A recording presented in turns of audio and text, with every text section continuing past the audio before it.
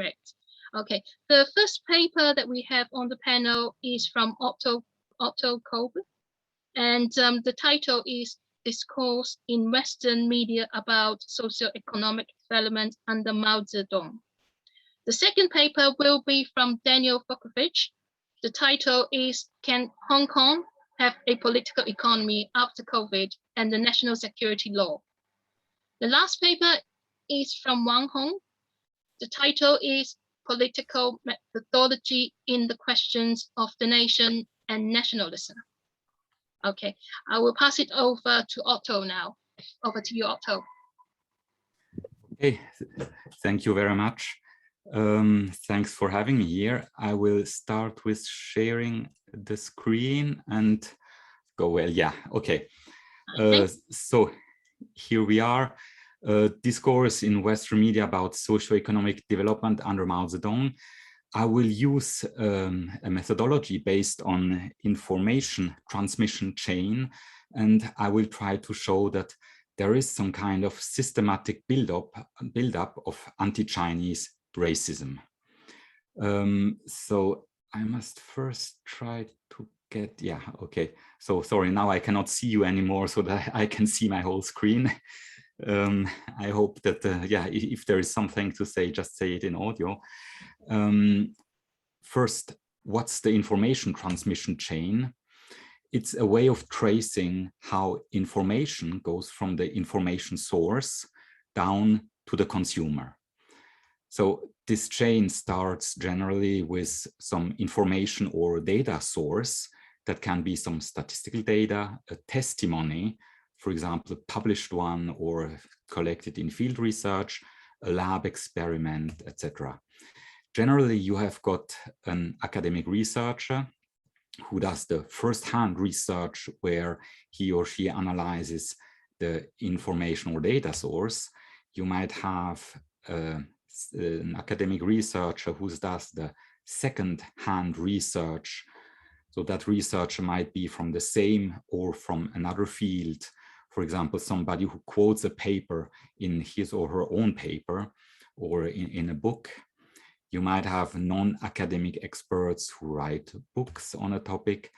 At a certain stage, media might report through media reports like articles or through documentaries, which is what I will focus on today.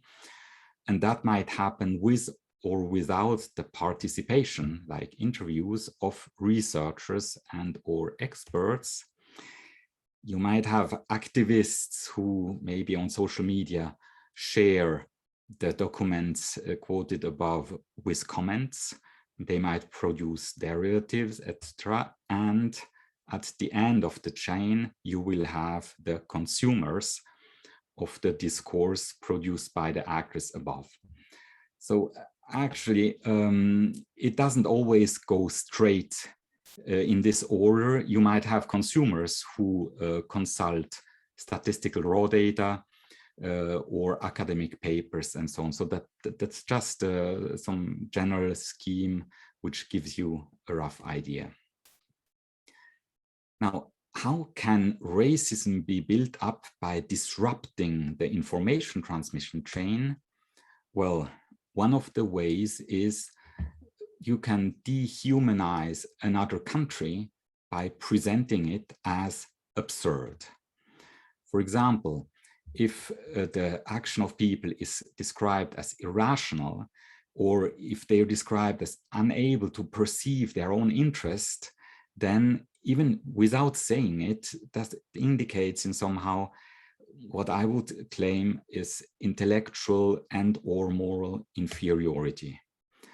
And one way of making a situation absurd is simply you describe a situation, but you don't provide the information which is necessary to understand it. I will show that there are now two narratives about the Mao era, one which is probably older, which has been used for decades, which describes the Chinese as victims of Mao Zedong. So Mao Zedong is described in this discourse as a brutal dictator who was willing to kill tens of millions to get to power and remain there. And the Chinese suffered in silence, and still now most are simply too scared by the repression under Mao to speak out against him. There is a second narrative, which is more recent, which describes the Chinese actually as more or less similar to Mao Zedong. So in this discourse, Mao is described as a brutal dictator who was willing to sacrifice tens or potentially even hundreds of millions of Chinese to make China a modern or industrialized nation, or even allegedly to make China a superpower through which he could rule the whole world. And in this discourse, the Chinese actually accepted his brutal rule and accepted tens of millions of deaths because they share these values with Mao, and most of the Chinese are said to still share it, namely sharing the value that actually it's okay to sacrifice tens of millions of lives in order to modernize China, which means just simply money, raising GDP, or power, like making China a nation which can rule the rest of the world. So first of all, maybe we need socio-economic development under Mao Zedong, because actually this is what I claim is the information which tends to be, so I must just, yes, which tends to be suppressed in order to make the situation absurd. So that's GDP figures collected over many years, was a lot of work to get all these together. What I claim, and I would be interested in knowing whether you agree with this or not, is that actually China had the fastest economic development of any other nation. That might be surprising. Okay, Japan is more advanced, but actually, if you look at it, China started more or less in 1950 from the level of a poor agrarian country and had something like 5% average growth over the rule of Mao Zedong. Well, this is better known. What many people don't know is actually that Japan started maybe around the 1860s, early 1870s, and had 9 decades of 1.9% average annual growth. Taiwan, South Korea were Japanese colonies and started around the beginning of the 20th century, also around 2% average growth. Germany started even much earlier. The thing is that the way this is presented in our media is generally rather like this. Yes, so if I start in 1946, what we see is that they look as if they had started, well, these countries a little bit earlier, but not much. And so if you look at it like this, well, yes, you think that Japan, Taiwan, South Korea, Germany, etc., developed much faster than mainland China. And mainland China did not do too well because of the communist regime. But I mean, actually, if we complete the chain of information transmission, include this, that's what we get. So this is one aspect, GDP. So that's the economic development. We might also have a look at, here we have got life expectancy. And here again, we see that growth in life expectancy in mainland China during the Mao era was faster than in virtually any other country in the world, simply because they started much earlier. For example, Sri Lanka, even India, well, Japan, of course, well, we don't have the data, but they started back there. And the second thing we see is that the worst year of, so that's the Great Leap Forward, which is very prominent in negative discourse about Mao Zedong. Well, life expectancy is 31.5 years, according to World Bank official. It's more or less roughly what China has endured in every single year under Chiang Kai-shek and under the Kuomintang and the Qing dynasty. Maybe just one last example would be infant mortality, where I will here try to get this right. Yes. So maybe you can see here it's an animation in order to display the relationship between GDP and infant mortality across time. So just a few explanations. So that's that the state in 1950, there is a correlation between GDP on the x-axis, infant mortality on the y-axis. Low GDP means high infant mortality, high GDP, low infant mortality. The white dots are the countries grouped by quintiles, so the 5 quintiles according to GDP, and then the average on these groups, and red is China, which was more or less the poorest, and one among those was highest infant mortality. And then we see how China progressively overtakes, so this up and down, that was a great leap forward. And now you see China catching up and picking up speed. I would also be interested in knowing how many know that here's United States. More or less, probably next year, China will have a lower infant mortality rate than the United States. Nobody will inform you about this, obviously. What we can also see, what is extremely important, is that if I go back to 1950, okay, so China is here.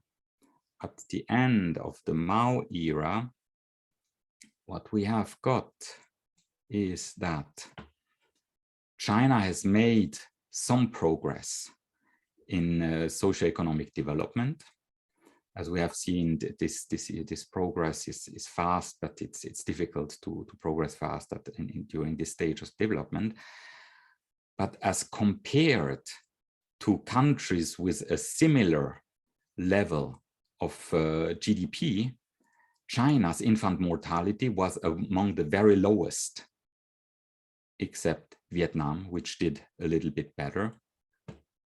Which means that China not only had fastest economic growth during Mao Zedong as compared to other countries which just started from poor agricultural level. Compared to this economic growth, it also had, at the end of the Mao era, one of the lowest infant mortalities, which means that development progress in infant mortality was even more impressive. This is due, among others, certainly to the barefoot doctor scheme and many other schemes of social progress implemented by Mao Zedong.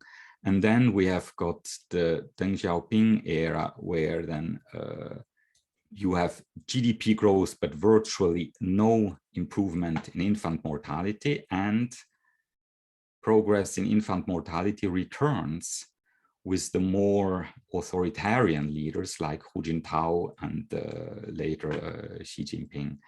So that's something which one day we must understand, and which probably nobody wants to understand. So now back to PowerPoint.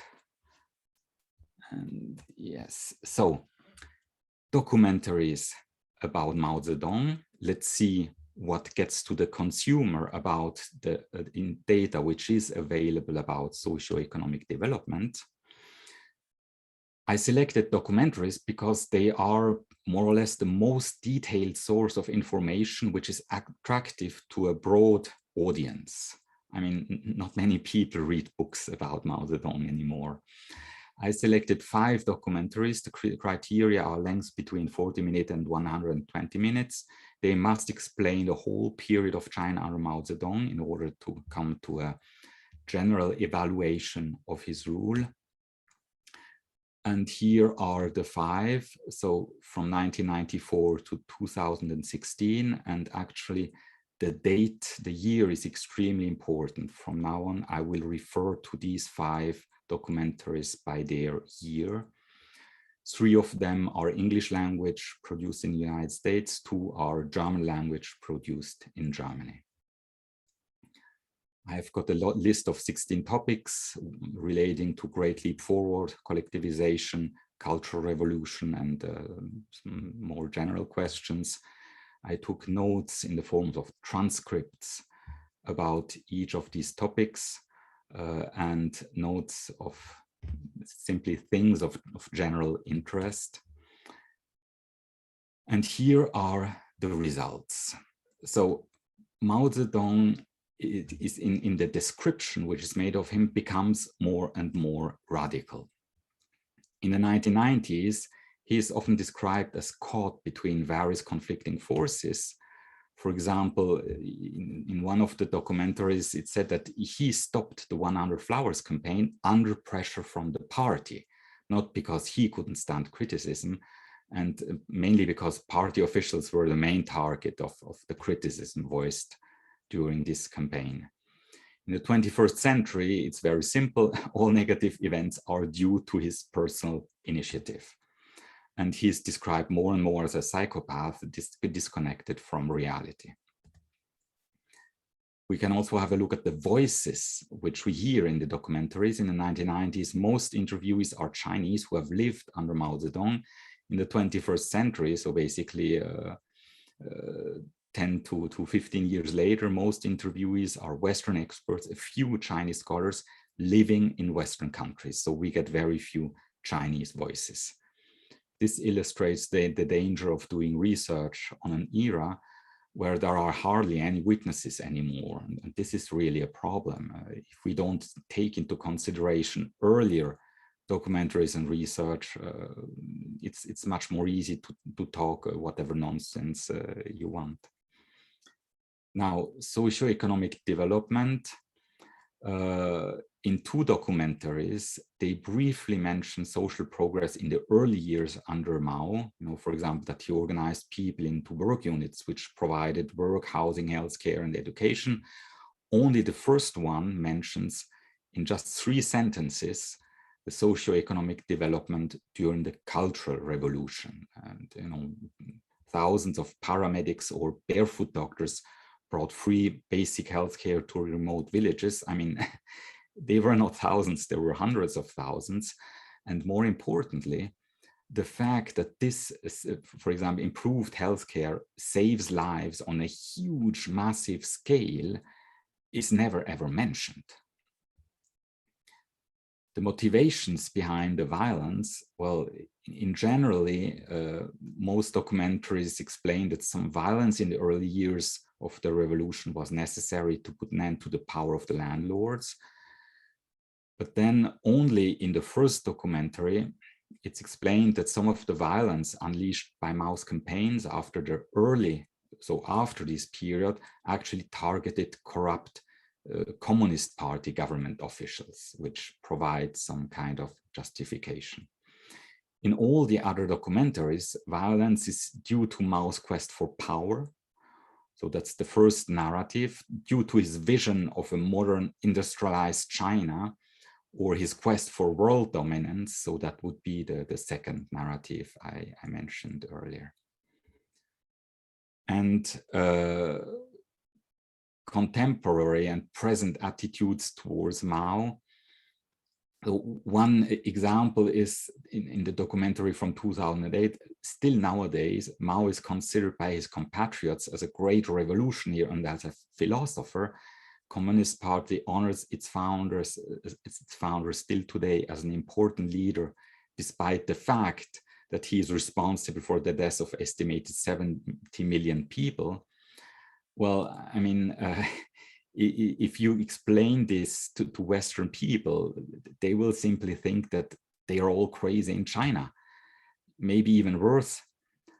even after his death, the fear Mao instilled keeps him revered to this day. In other words, you just traumatize and repress the Chinese people and they love you. I mean, that's really what you have to say in order to make everybody in Western countries despise the Chinese people. And so, yeah, this is also an explanation about the second narrative, you know, that many Chinese believe the measures taken by Mao were necessary to prepare China for the future. In other words, Chinese think that sacrificing tens of millions of people is necessary just to have a higher GDP and more power. Conclusion, we need accountability. We cannot accept this kind of state which we have now. These documentaries are partly based on academic discourse. It's probably linked to the freedom which academic researchers demand to accept or reject or ignore whatever they like. And I do claim that research based on the concept of information transmission chain can point out these problems. We also need better data. This data is extremely difficult to get, probably because models are privileged by now over collecting data. And the result is very simple. For every possible narrative, experts can find the data they want. So hopefully, oh no, this is already the end. Thank you for your attention. Thank you, Otto. It's a very important subject. Yeah. People often talk about unconscious bias. We seldom talk about the consciousness of it. So thank you for bringing this out, and hopefully we have some discussion afterwards. So over to Deng Vukovich now. Oh, great. Thank you very much, Sam. And thank you all, and thanks for putting this together and doing all of this. I've been struggling to stay awake, but I hope I'll be coherent enough for this. I'm sure. So yes, I'm sorry, just let everyone know Dan is in the China's time zone, so it is very late. Yeah, I am in Hong Kong as I sit and breathe right here. But I'm good. It's actually not that late, actually, with the UK time. I have a early morning schedule with my kids being in school. But anyway, let me share my paper on that screen, and then I'll basically just kind of go through it. I won't read the whole thing at everybody, but I think, 10, 15 minutes should be enough to kind of get through it here. All right, share. Where am I at? Here we go. Yeah, I think you all can hear that, right? Or not hear it, see it, and hear me. Yes, we can see it. Okay, great. You So want to make it a bit bigger because people probably may. yeah, that's a great point. I'm going to get it down to one. Oops, sorry. Butterfingers here.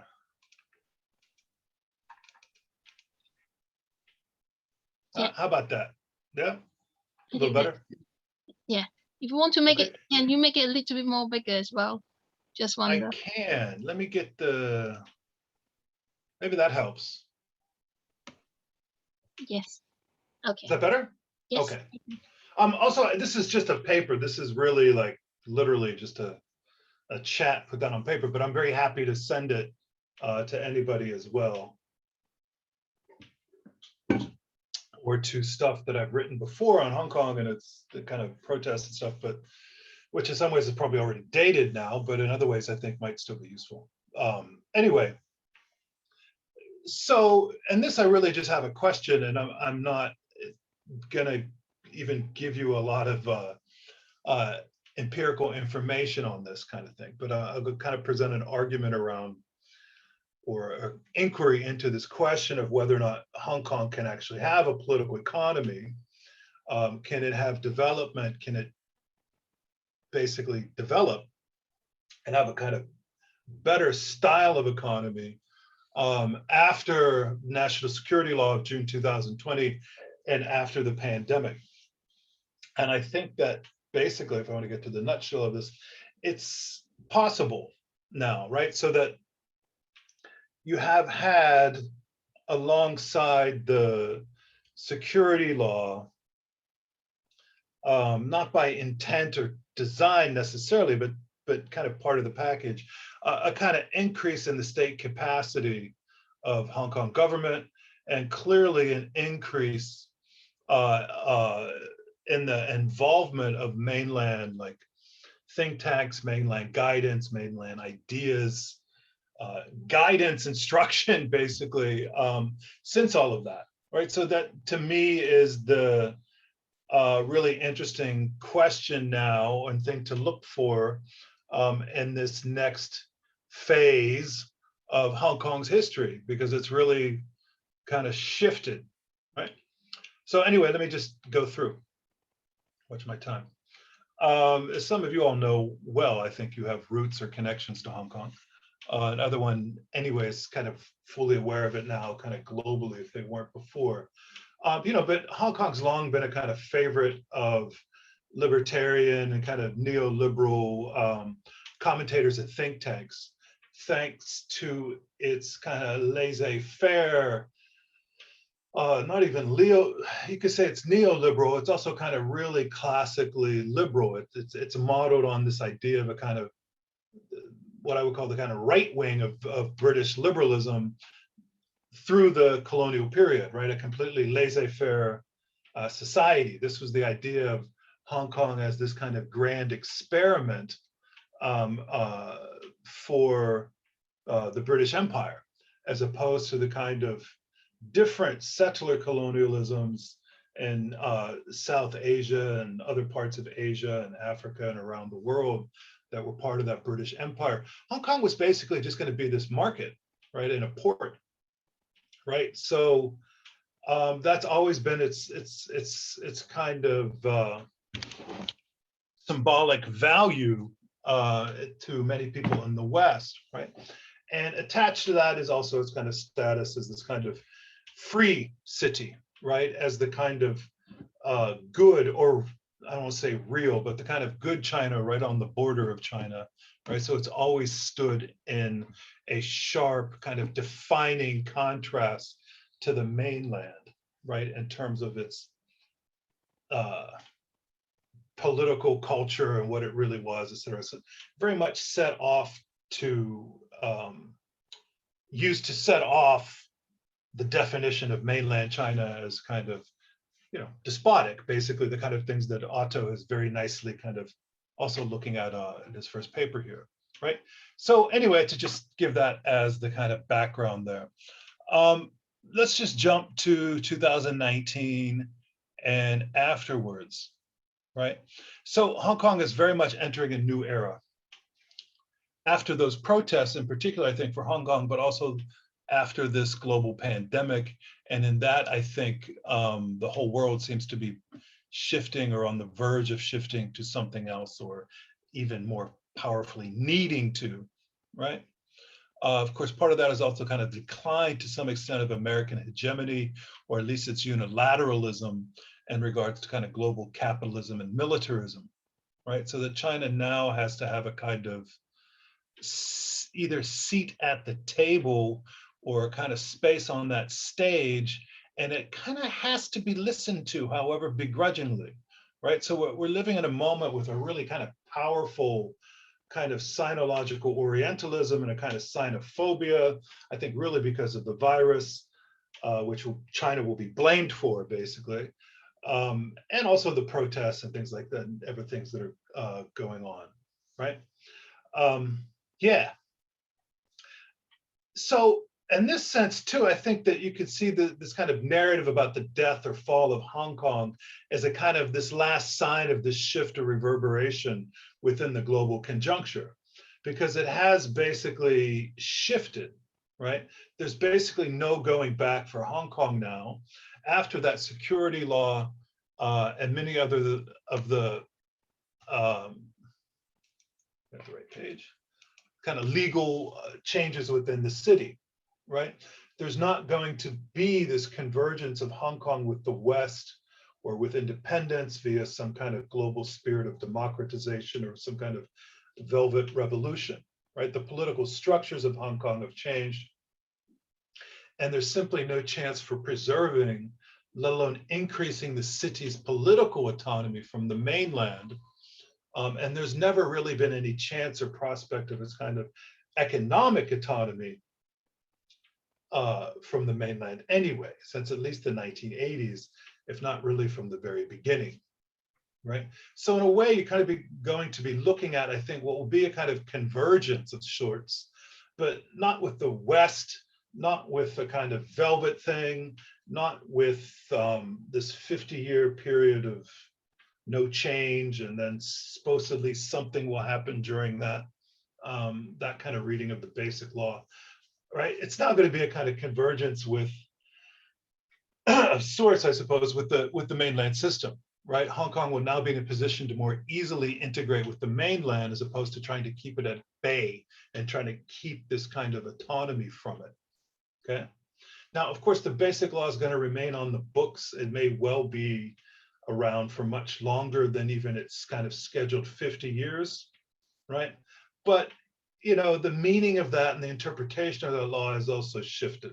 I won't get into all that right here in this particular paper, right? But you can say economically, there's not going to be two systems, but one, right? So there's one country, two systems is both still there, because there's still a very different, even with all the changes, a kind of different political and legal system here. Clearly, I mean, you have to be an idiot not to see the differences between even Hong Kong now and the way that China operates, right?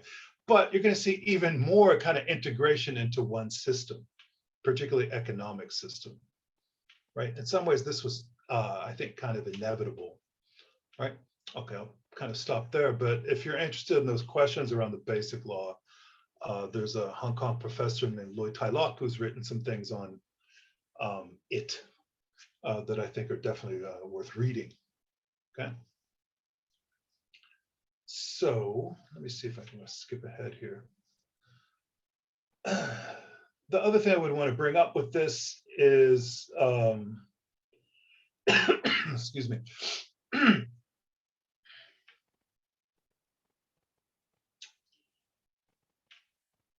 The interesting thing with this is that this integration now with the mainland is going to be with a kind of statist, so-called statist, but state-based, non-state phobic kind of planned mode of governance and economic stewardship that's really going to stand in sharp contrast to anything that Hong Kong has ever had before, right? Hong Kong has always been defined across the political spectrum, so even among the so-called Beijing loyal people and the opposition, et cetera, with a kind of small state mentality, right? Democracy for that opposition had always been about suffrage, really specifically voting and procedural democracy, or in other words, elections for that CE and perhaps more of the legislature, okay? Now, I don't mean to dismiss that as a thing, okay? And as a desire for more political participation. But I think the problem is maybe fairly obvious to kind of an audience such as us, that that's a limited understanding of what politics, political participation, and even democracy would be, right? Which from another perspective has to necessarily be about the state, right? The control of the state or the struggle for it, but also the deployment of it for the well-being of the majority, for the general will, and so on, right? So this is something that's kind of, I think, always been different between the two places, and that now hopefully might be in for some kind of a shift, right? Because Hong Kong has, you know, always been, many of you know this already, it was a highly developed city, a kind of westernized, globalized city, and its consumerism and pop culture and things like that. Before the mainland was, right? That was part of its appeal, okay? But it's also at the same time really been a kind of paragon for kind of austerity economics, right? And really in the last decade or two, that's become really quite, this laissez-faire system, really quite unsustainable, right? The economy has really been quite stagnant and poor, aside from finance, capitalism, and tourism, which of course doesn't do much, I think, for most people. Those aren't particularly good jobs, and there's not many jobs, period, in the finance capital system, as you all know, et cetera. You've got rising costs of living, spiraling property prices, decaying infrastructure, kind of underfunded and overburdened health systems, education systems, and all this kind of unhappiness and resentment and kind of emotional repression that you've seen in other places that have gone through decades of austerity economics. Really, so in some cases, what's been happening in Hong Kong for the past 20, 30 years has been about that, the fallout of that, okay? Rather than seeing it as just this thing of victimization by the mainland, or the mainland making it worse, and so on and so forth, right? So yeah, that's what I'm gonna put on that, right?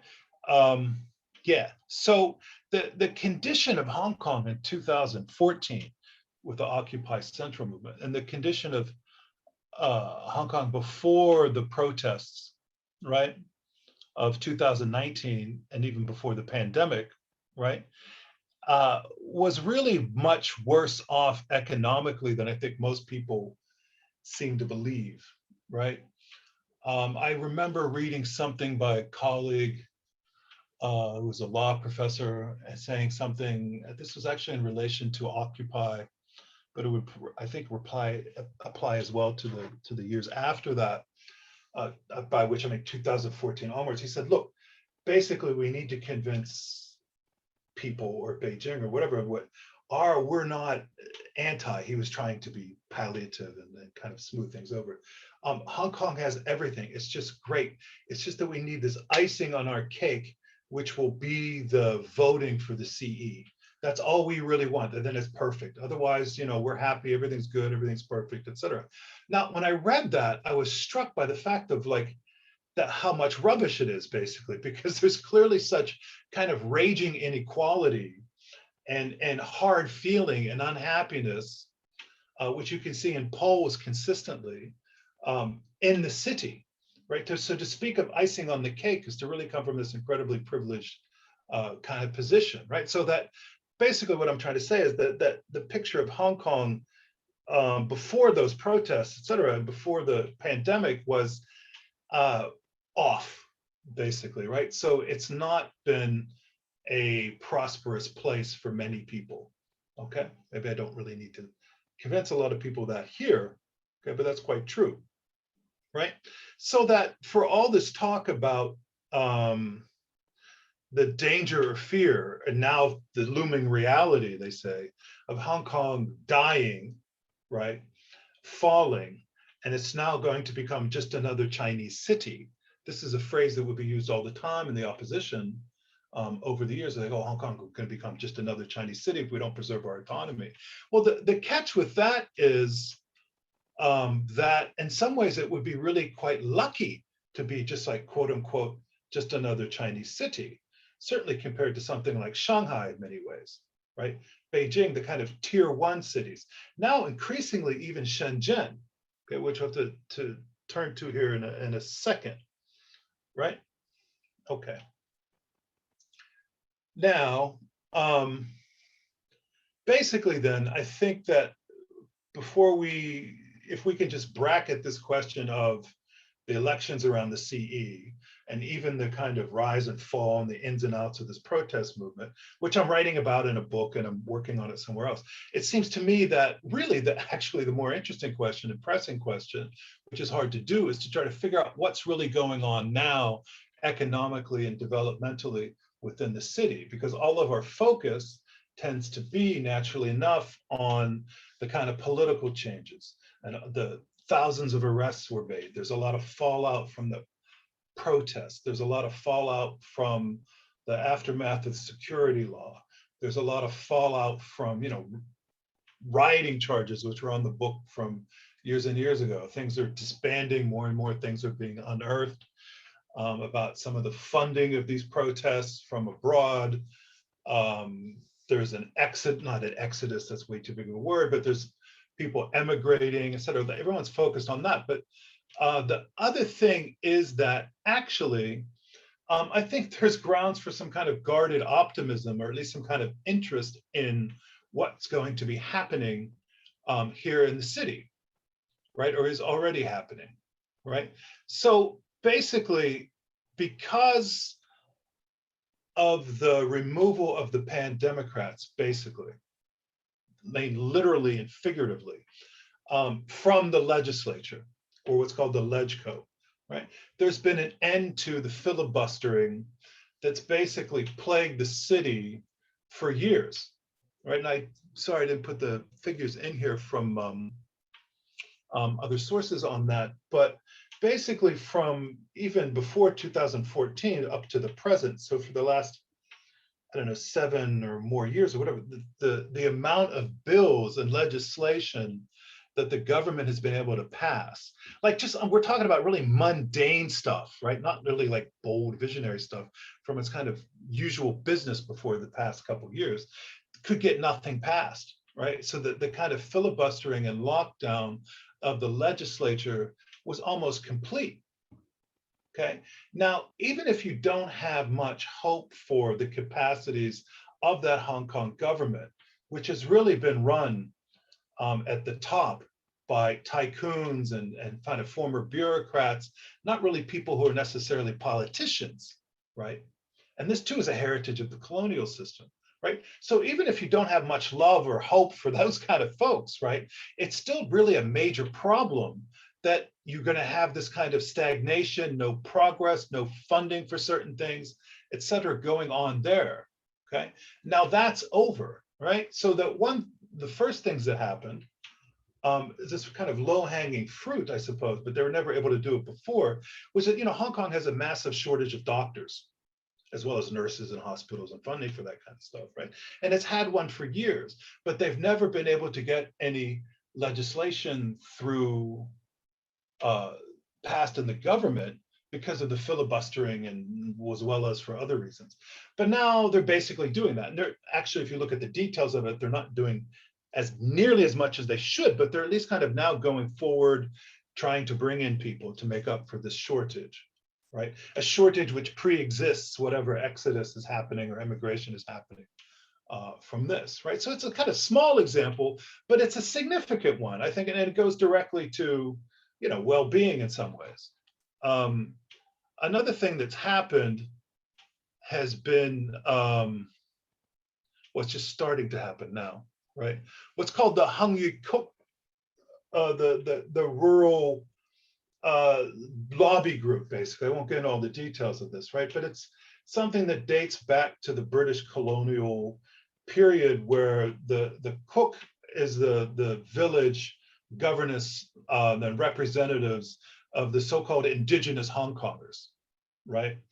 Now, I won't get into how weirdly feudal and colonial this all seems, particularly in the year 2021, to have these people who were not really particularly villagers in any meaningful sense, and not like indigenous oppressed people, but extremely wealthy landholders, basically, for the most part.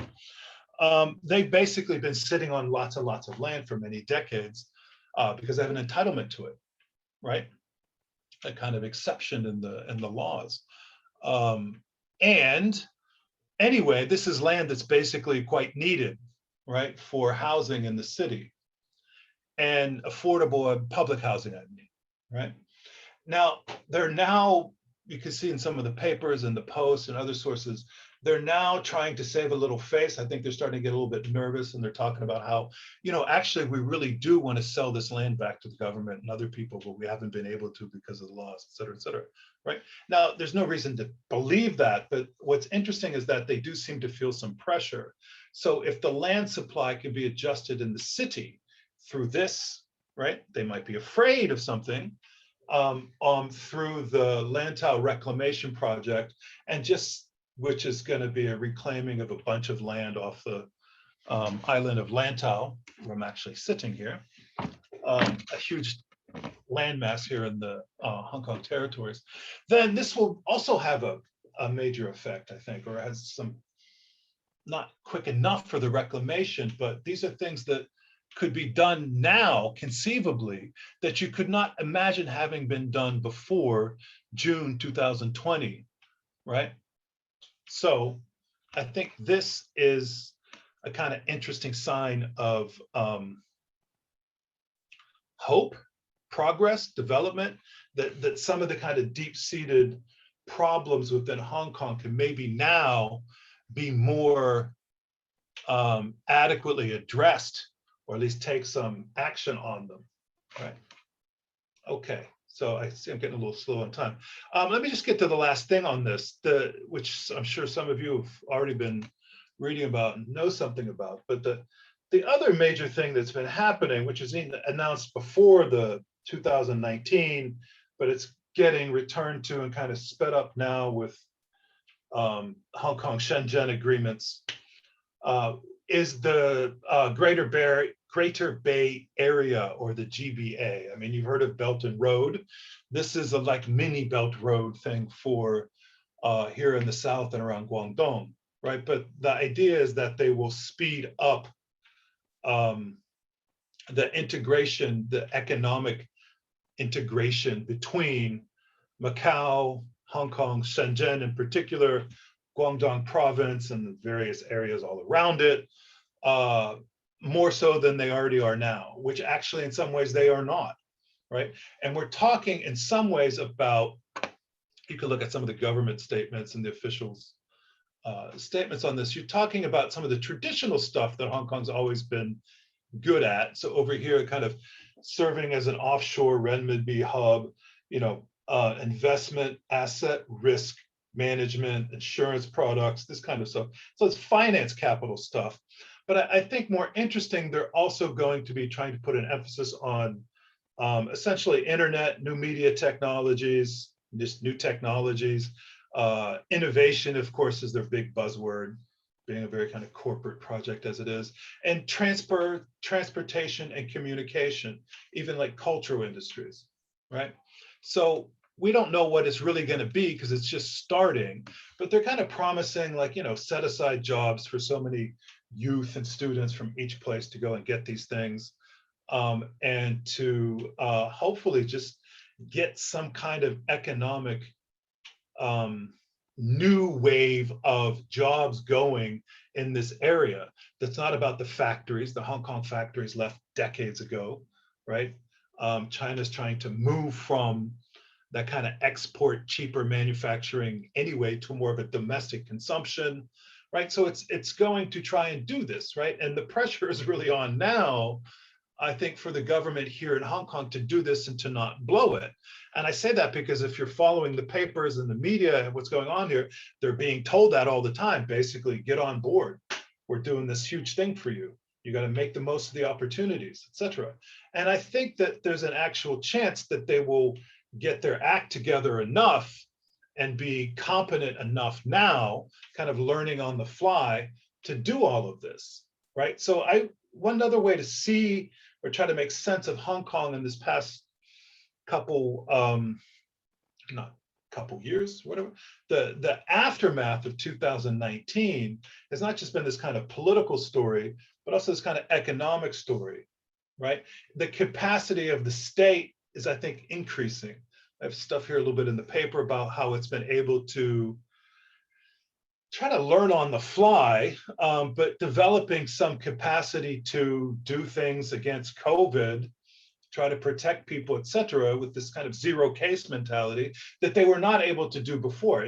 If you live here or you're from here, you can be amazed that actually now the government is actually like able to close down a building and require people to get tested, right? It's able to trace contacts, right? The vaccination rate is up over 50%, which is still way too low, but in the context of Hong Kong is much higher than you think it might be, right?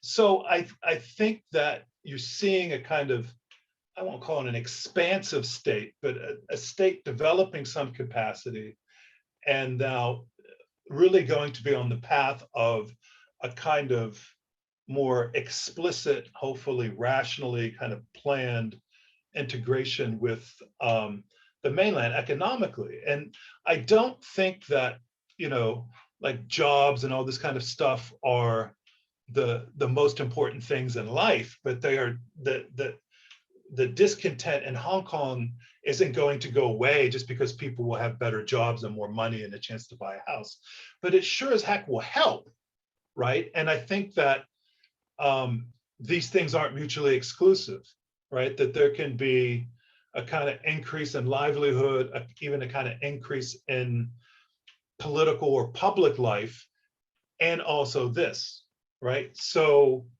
yeah, that's basically what I'll end with on the paper here.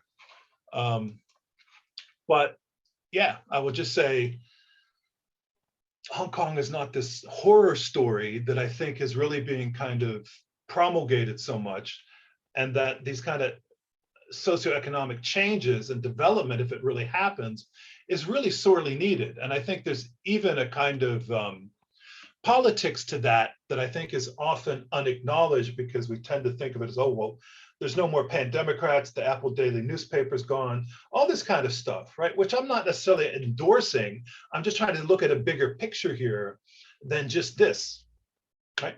So that's it. I hope I haven't run off too much. Thank you very Thank much, you. Dan. That is a very interesting subject, and you keep us all up to date with the current affairs in Hong Kong. And I think it's just responding really to Otto's presentation earlier. You take us looking beyond the headlines, and this is much needed in trying to understand and making sense of what's happening in Hong Kong. Thank you again. Yeah, okay, So, thank you. yes, now we are handing over to Wang Hong. Wang Hong is also in the China time zone, so thank you for staying up late for presenting the paper. And also thank you to the interpreter who is going to translate it into English to the English audience. 王红，现在我就交给你了。王红，你可以做你的报告了，谢谢你。好的，谢谢。首先从民族概念的角度来看 From a conceptual perspective, 民族概念最早可以追溯到中国元朝时期。 the idea of an integral Chinese nation could be traced back to the Yuan dynasty in the 13th century. Later, in the process of resisting Western colonialism, the different nations which become the Chinese nation reach the consciousness that there needs to be integration in order to fight external aggression.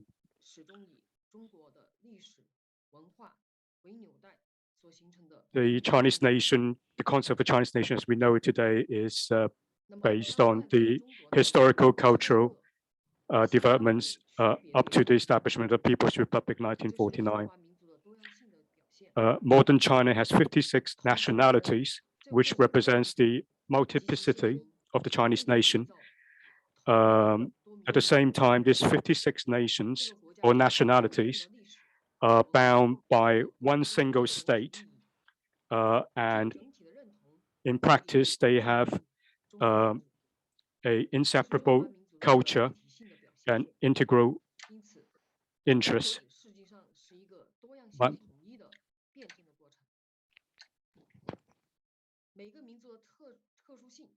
好，谢谢，不好意思。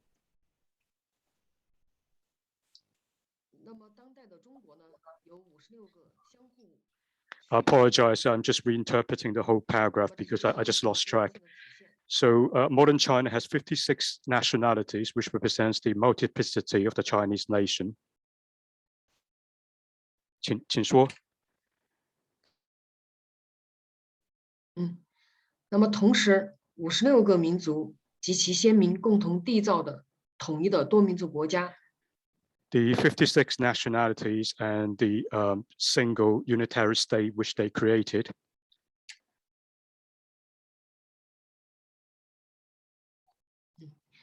那么这个国家有共同的历史、文化和不可分割的整体利益。This unitary state became bounded by a common history, culture, and general interests. 那么他们具有一个整体的一个认同，所以共称为中华民族。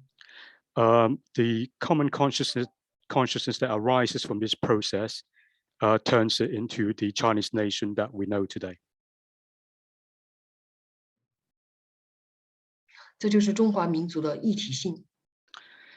This is how I may call the integrity of the Chinese nation.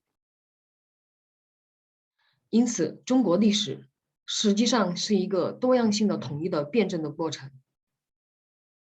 So therefore, the development of the Chinese nation can be seen as one of a dialectical process where many multiple facets and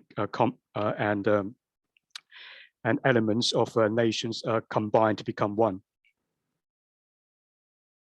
首先是对整体性的认识，整体性的认同。So the consensus that's been formed is that the Chinese nation is a single community of nations. 其次是对差异性的珍视。At the same time, it lays heavy appreciation on the multiplicity, the multifaceted nature of this common nation. 这两者并不是对立的。There's no opposition between the nation as a whole, the Chinese nation as a whole, and its 56 components.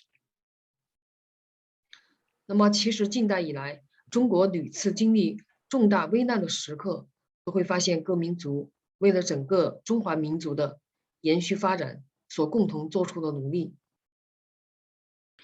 So in recent periods of crisis in the modern era, different nationalities of the Chinese nation have found themselves grouped together to combat external aggression.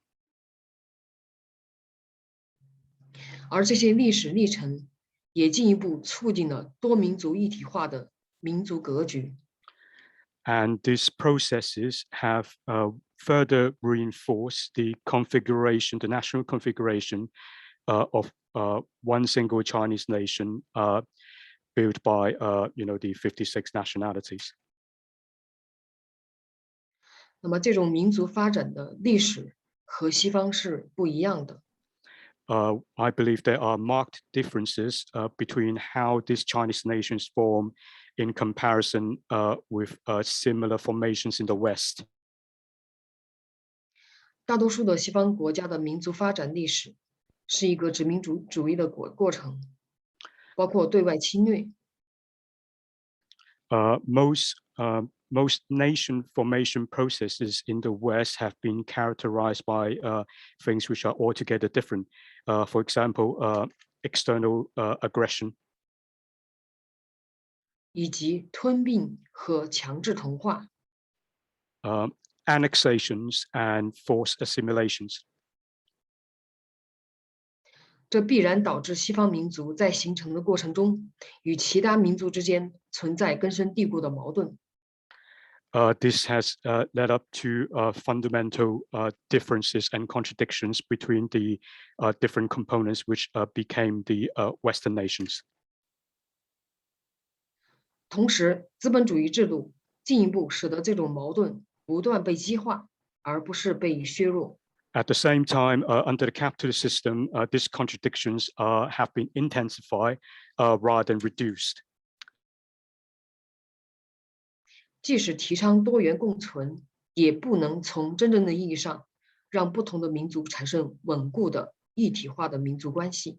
The Western nations' advocacy of plural coexistence cannot fundamentally form a stable national community which is genuinely integrated. 进一步说，西方的多元共存等处理民族、种族问题的概念和手段，是不能用来指导中国的民族问题的。So moreover, I'll add that the Western perspectives and measures to deal with national problems, ethnic problems, cannot be simply transferred to a Chinese context. 从社会性质的角度来看，在社会主义社会 from the perspective of the social character of the People's Republic, which declares itself to be socialist. 虽然剥削阶级作为阶级已经不存在了，民族内部的阶级对立已经消失。The exploiters have ceased to exist or be organized as a class, and the internal fundamental systemic confrontations between classes have disappeared. 但在一定的范围和程度上存在的阶级斗争还会反映到民族问题上来。But caste struggle, which exists in limited scopes or localized instances, can still be reflected in problems amongst the different nationalities. 同时，当今世界依然存在着阶级剥削和阶级斗争，它也会反映到国内的民族问题上来。The class exploitation and caste struggles that exist in the world in general will also be reflected on the national question. 甚至随着生产力和社会分工的发展， So with the further development of the productive forces and the division of labor, 那么国内的阶层结构不断的发生变化，出现新的社会阶层，这也可能反映到民族的问题上来。the accompanying changes in the caste structure inside the People's Republic and the emergence of new social stratas can also be reflected in the national question. 但是，只要是中国坚持社会主义道路，坚持民族平等和经济共同富裕， However, my belief is that as long as China, the People's Republic, upholds the socialist path and persists with the aims of national equality and common prosperity, 坚持社会主义本质和根本任务，包括发展生产力、消灭两极分化，最终达到共同富裕。 including an insistence on the fundamental objectives of socialism, which may include the growth of the productive forces, the ending of polarization, social polarizations, and the achievement of common prosperity. 坚持以党的领导为核心的社会主义政治制度，就能促进民族团结和共同发展。 As long as a socialist political system which is founded upon the leadership of the Communist Party, these things can be achieved. The nationalities will be able to maintain their unity and develop in common. 民族关系问题大致可分为经济关系、政治关系和文化关系。 The problems of the national question can be broken down into economic, political, and cultural aspects. 为了处理这三大关系，中国制定的民族政策包括，但并不仅限于以下内容。To deal with these three types of relationships, the Chinese government has implemented a set of national policies with the following major aspects. They're not exhaustive. 第一，在促进经济关系的方面，中国近10年来的扶贫工作针对的重要对象之一，就是西部地区的少数民族地区。 In relation to economics, a major target of the poverty alleviation work in the last decade has been the Western regions populated by the national minorities. 通过精准扶贫和搬迁扶贫等措施，改善少数民族地区的经济条件，进一步的帮助少数民族的群体脱贫致富。 Via measures such as targeted poverty alleviation, the building up of new industries and relocation of impoverished communities, the improvement of economic circumstances of the national minorities, most people, all the national minorities have now left poverty. 第二，在加强和改善政治关系方面，坚持民族区域自治制度。In terms of improving and enhancing political integrity between the nations, the People's Republic have continued to uphold its system of regional national autonomy.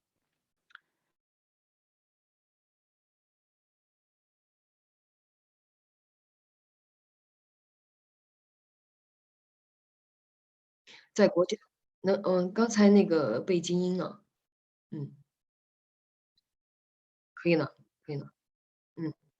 在国家统一领导下，少数民族人民当家做主，管理本民族、本地区的事务，使得民族问题能够更好的解决。Under the unified leadership of the People's Republic, the national minorities are able to be in charge in their own autonomous regions and manage the affairs of their own nations and regions.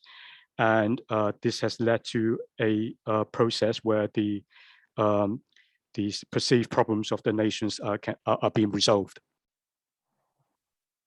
第三，培养少数民族出身的共产主义干部。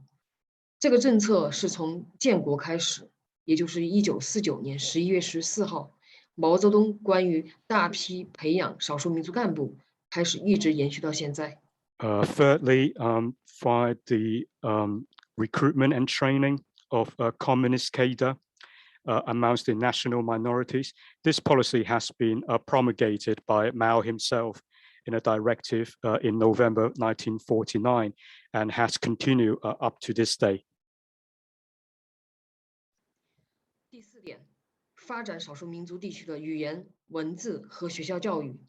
在少数民族地区有大量的中小学和高等学院。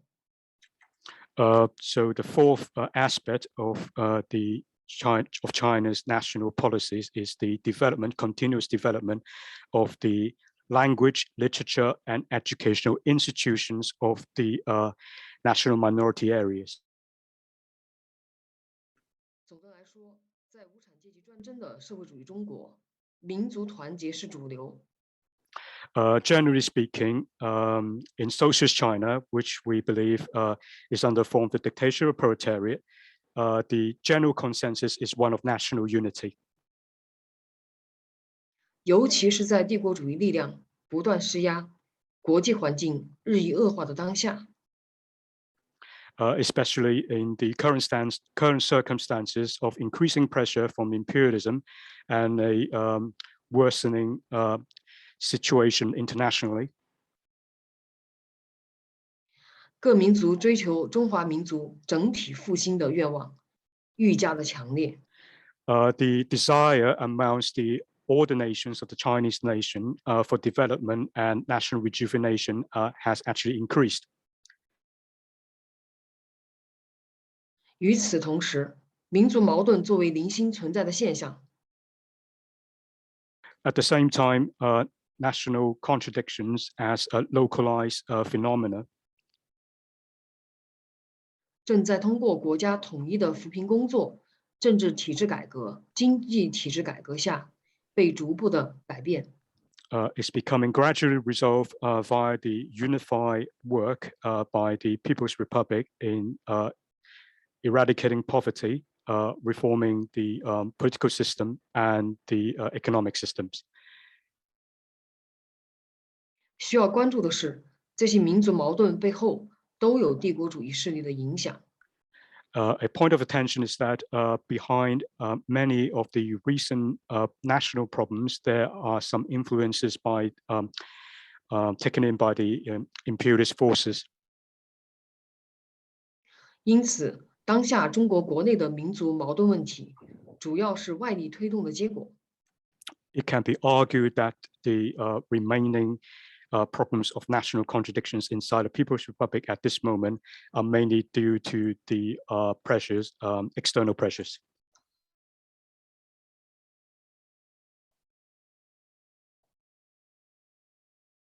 只要中国坚持社会主义道路，消灭两极分化， As long as I said before, as long as China can uphold the socialist path and work towards the ending of social polarization, 直到实现共同富裕，那么民族问题的解决就是必然的。 the resolution of the national question can be resolved by the achievement of common prosperity. 资本主义社会制度不能解决阶级、种族、性别和民族问题。 The capitalist system cannot resolve the problems of class, race, gender, and nation. 因为资本主义社会是以私有制为主体，所以资本主义社会不能从社会生产和分配的领域对这些社会问题进行真正的解决。 Because capitalism is based on private property, it cannot work towards a genuine resolution of the social issues via the sort of like arenas of social production and distribution. 而只能片面的解读这些社会群体问题。 They can only try to grapple at this of these problems amongst communities in a very one-sided manner. 社会主义制度的优越性之一就在于， The one of the superiorities of the social system, as I see it, 社会主义的经济制度从根本上遏制私有化的泛滥，从而保障了作为社会成员的根本的经济利益。 the Socioeconomic system fundamentally checks excessive privatization of social life, and therefore defends the fundamental interests of all members of society.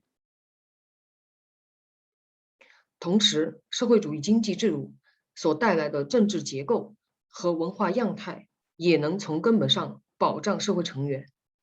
At the same time, a socioeconomic system, as is in the People's Republic, and can defend the fundamental interests of its members due to its political structure and cultural formations.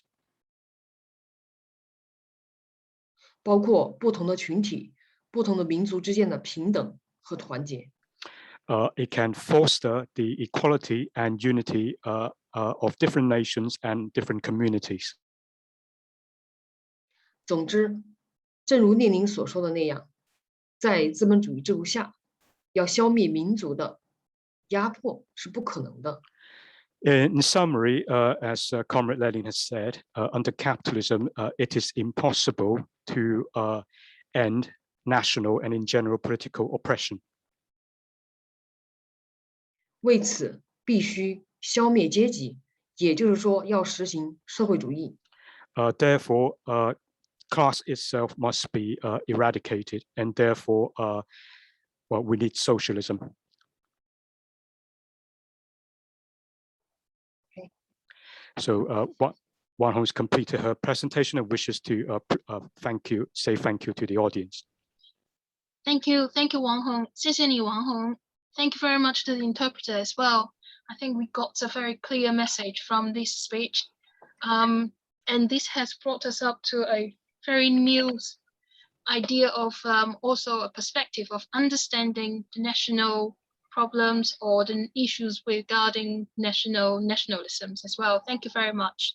谢谢你. So now we are into the Q&A session. So questions and answers. So anyone who wants to raise a questions, ask the questions to any of our speakers, please use the raise hand function. I know that Dan probably will have to leave early, but he's still here. So I don't know. So if anyone has any questions, please raise your hand now and we can pass it over. Dan, just wanted to ask you if you are still here, Dan Vukovich. Dan, okay, he may not be here. Otto, I saw you raised your hand. I think Otto, you raised your physical hand earlier. So I will let Otto speak first and then Elias, thank you. Okay, thank you. Because you know, the raise hand function is not available where it is usually available, so that's why I put up my hand like this. Okay. Yeah, so I had a question for Daniel, but obviously he has left. So I also have a question for Ms. Wang Hong. You mentioned the economic and cultural aspects, and in particular the Sorry, problem Otto, just 1 second. Let me just make sure that the interpreter is able to translate this. Interpreter, can you interpret this question to Wang Hong? Yes, okay, you can communicate with her, okay, on the Chinese channel. Okay, fine, thank you. Yes, sorry, Otto, go ahead. Okay, so relating to economic and cultural aspects regarding minorities, I've spent a couple of months in Eastern Tibet, and that's where my question comes from. It's about the interaction between Chinese language and minority languages with regards to economic development. So I think that maybe there is often a tension between these two, namely, for example, tourism. It has become more and more important, which means that in general, for members of the national minorities who wish to get an income from tourism, the Chinese language becomes more and more important. On the other hand, for internal communication within the same unit, like the same company, or among companies to regulate the economic activity, it's very often much easier in the minority language. And there is also the problem of right now, much of the internal communication between minority actors is purely oral, and very often not yet, they don't use the written form yet. So what would be your ideas about this, your answer to this question of using the national minority language or the Chinese language in order to help national minorities develop tourism? Thank you, Otto. Okay, Elias, please unmute yourself. I have a question I bring a question to Vukovich. Where are you, man? Oh, Paul Vukovich. I think he has left us now. So unfortunately, yes. Okay. I Can also I had a question for him, but yeah, I think we may need to send it in writing. Okay, let's wait to come back. No problem. Do you have any other questions, Elias? The question is a pure curiosity, because I want to know what's the level of real intellectual freedom in Hong Kong. For example, if I am a supporter of a Chinese government, Chinese mainland government, what's the behavior of students, of colleagues against or not me university, for example? There is a real intellectual freedom in Hong Kong to, for example, to me teach there and a supporter of government of China mainland. That's possible or not? The environment there is very bad to this behavior, pro-government. This is the question. Understand? Yes, I think it's really a question for Dan to tell. He works in the Hong Kong University, and he probably. If you want to reply, no problem. Dick Low too, no problem. This is a pure curiosity. Yes. Okay. Right. Okay. So Kolbl is very. Great to Otto Kolbl, very impressive presentation. Yes. Thank you for all presentations. So we had one question for Wang Hong. Wang Hong, you can stay in the Chinese. Okay, I think they still need some time to just sort out among themselves. So I think anyone else have any questions? No,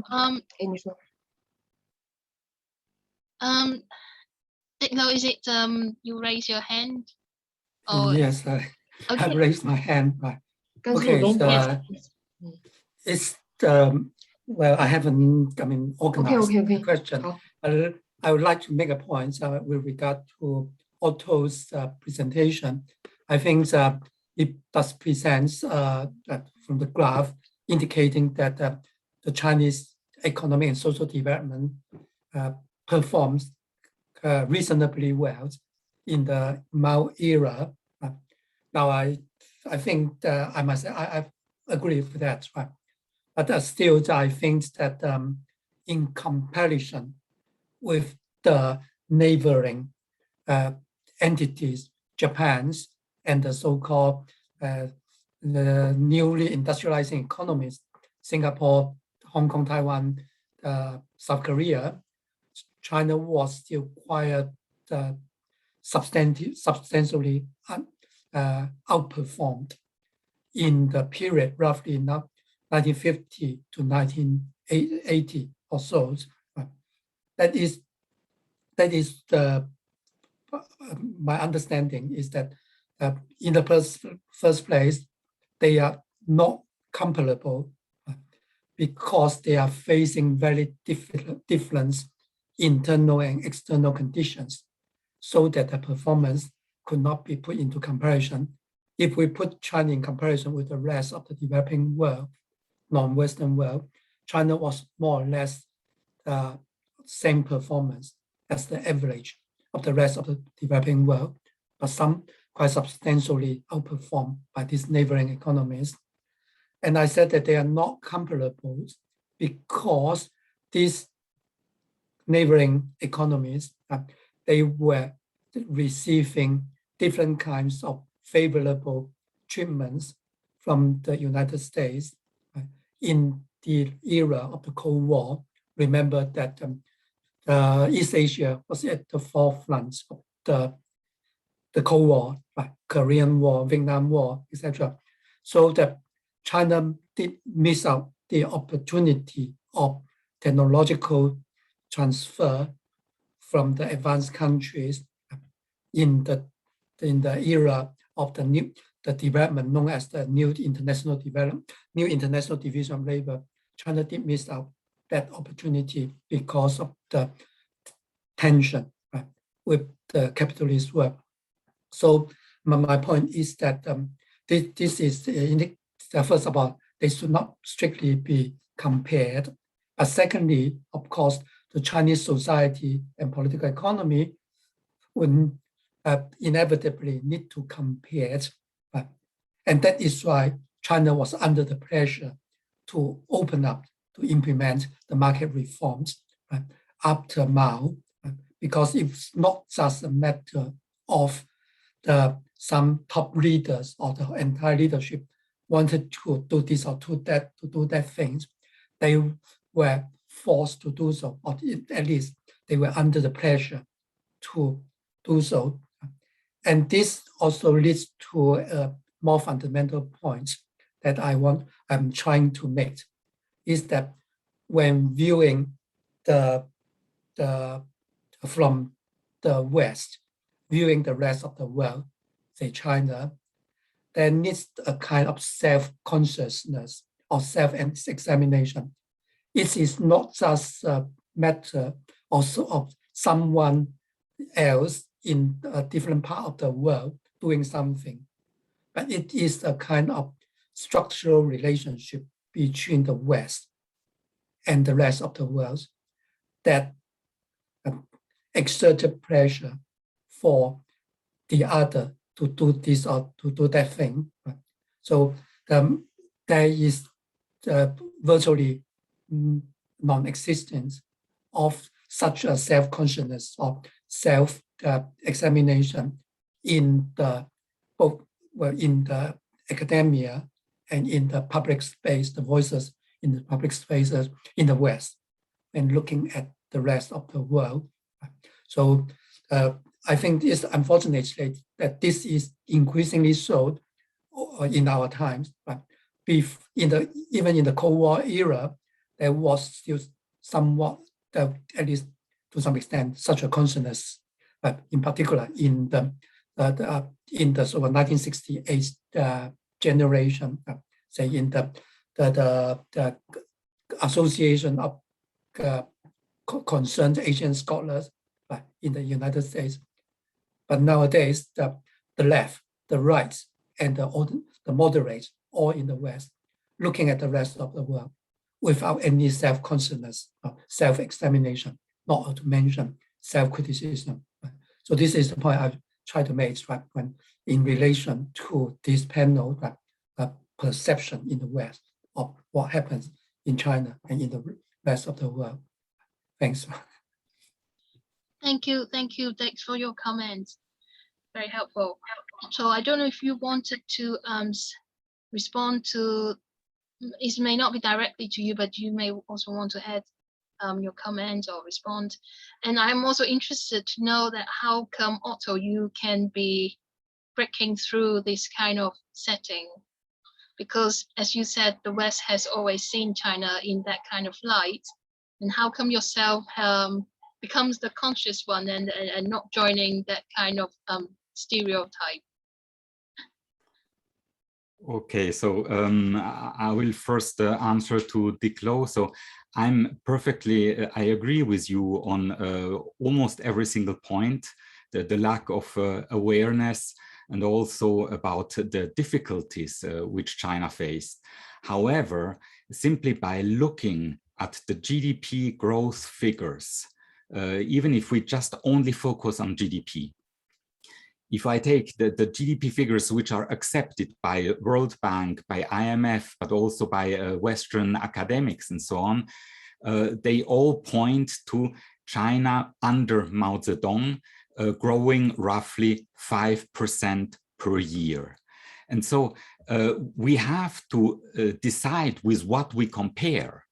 And simply by studying the GDP evolution from all countries in the world, it simply becomes obvious that there are two different phases or two different stages of development. One is when you start from a very poor agricultural country. And then there is maybe some time later on faster growth. And so when starting, like China did in 1949, from a stage of poor agrarian country, it's simply a fact that not one single country in the world has been able to reach 5% growth, neither before nor after Mao Zedong did it in China. And so that's why I'm saying, of course, if you compare 1950s, 1960s, 1970s, South Korea, Japan, Malaysia, etc., grew much faster than China, but this was in a different phase. And we really need to have a look at the first very difficult stage of development, which is when you depart from a poor agrarian country. And in this stage, it's simply the fact that virtually every expert and organization agree on the fact that China, under much more difficult conditions, like extremely little foreign help, problem to get technological help, etc., actually did better, even in GDP growth, than any other country in the world. But furthermore, China under Mao Zedong did even do better in social development than in economic development. And that's why I strongly maintain that, well, China under Mao Zedong was really impressive and did better than Japan, South Korea, Taiwan, which was under Japanese colonization, Singapore, Hong Kong, etc. Now, regarding the question of awareness, well, that's just a question which I started to ask myself. I don't know. You know, yeah, I mean, yeah, maybe one of the factors is that I don't come from the academic community in this field. You know, I never studied sinology. I didn't study, I mean, I had some courses in development studies in history, but I'm not an economist. And so probably I just had an outside look on all of this. And then I just tried to analyze the figures and get a lot of figures, all figures I could get. And then, yeah, it just jumped to my eye that there was a problem in the academic community.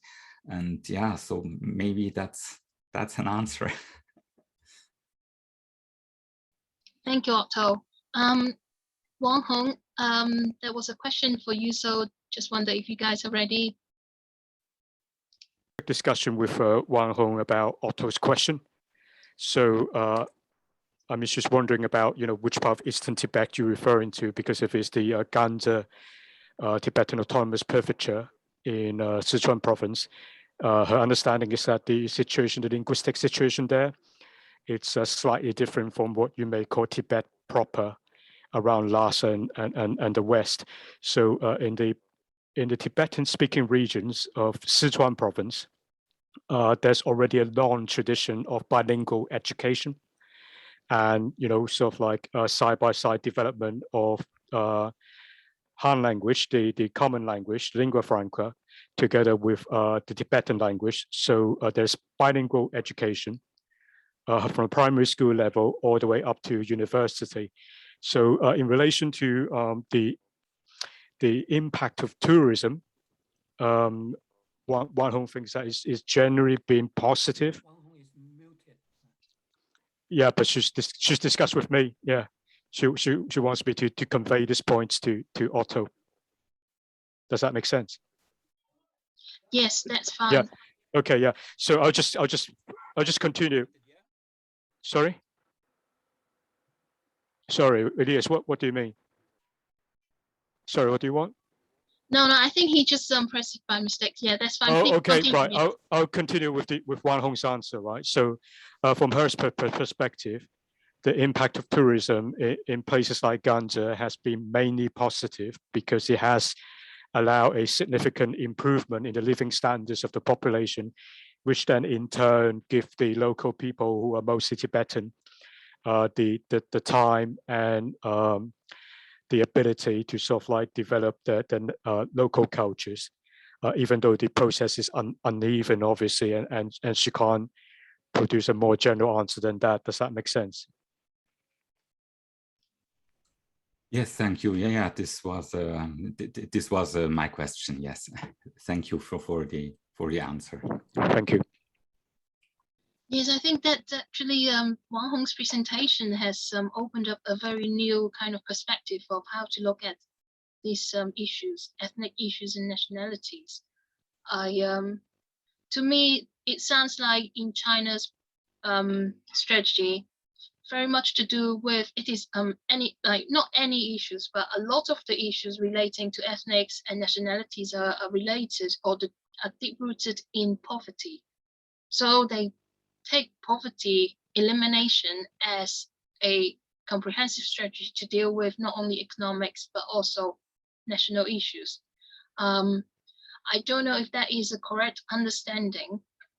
I wonder if Wang Hong would wanted to say anything. Is it that is the correct understanding for China to deal with national issues, ethnic issues, inequalities?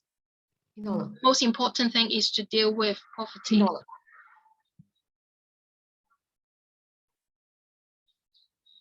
And I think while they are trying to discuss this or translating this for Wang Hong, I don't know if anyone would like to comment on that. Like your experiences of how ethnic issues or these kind of issues are being dealt with in where you are. Okay, thanks. So sorry guys, I just had a chance to had a quick discussion with Wang Hong about the host's question. So basically, in her perspective, and it is the common understanding of the Chinese people and the government, is that because historically the national minorities inhabit regions which have very difficult transportation facilities and are sort of like endowed with very difficult physical features in terms of agriculture and other aspects. So they're constantly sort of like stuck in a place of underdevelopment.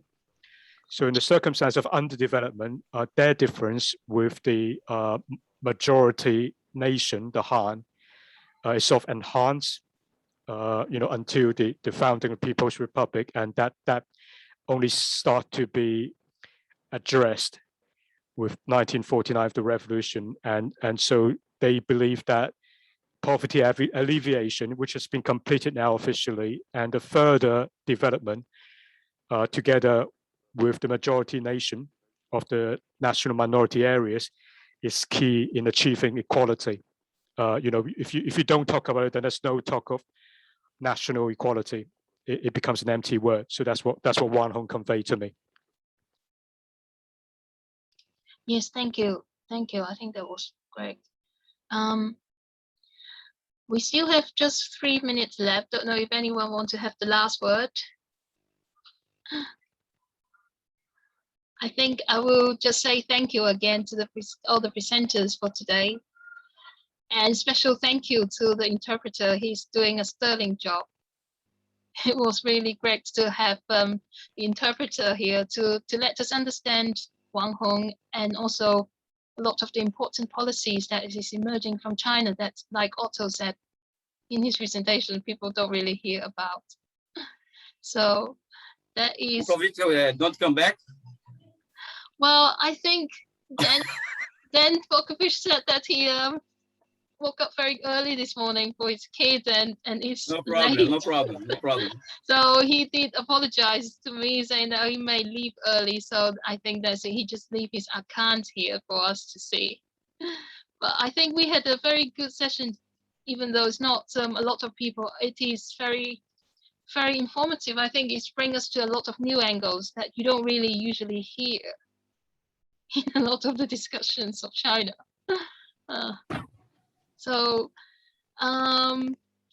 Yes, does anyone want to say anything else? No, then I think we will bring this to an end. And we still have 4 more panels in the coming days on China. And today went very smoothly, so well done. And we look forward to seeing everyone back on tomorrow. The 2 sessions, one is governance and state capacity. The other one is Go Global. So hope everyone have a good evening or have a good sleep where you are. So take care and we will see you later. Thank you again. Thanks a lot. Thank you very much. Bye, everyone. Thank you.